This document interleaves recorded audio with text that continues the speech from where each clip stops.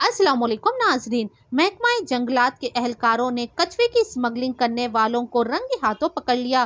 तफसीलात के मुताबिक महकमा जंगलात के एहलकारों ने ज़िले अल्लूर में तुलसी पाका फॉरेस्ट चेक पोस्ट पर चेकिंग के दौरान तकरीबन 246 कछुओं को गैर कानूनी तौर पर कार के जरिए काकीनाडा से ओडिशा मुंतकिल करने वालों को रंगे हाथों पकड़ लिया और तमाम 246 कछुओं को जब्त कर लिया। हुक्काम ने बताया कि मुंतलिकी के दौरान 16 कछुओं की मौत हो गई थी और बकाया 230 कछुओं को सबारी रिवर में छोड़ दिया जाएगा। आइए देखते हैं ये खुसूसी रिपोर्ट। मजीद खबरों से बाखबर रहने के लिए हमारे चैनल को यूट्यूब पर सब्सक्राइब करें, फेसबुक पर लाइक करें, इंस्टाग्राम और ट्विटर पर फॉलो करें।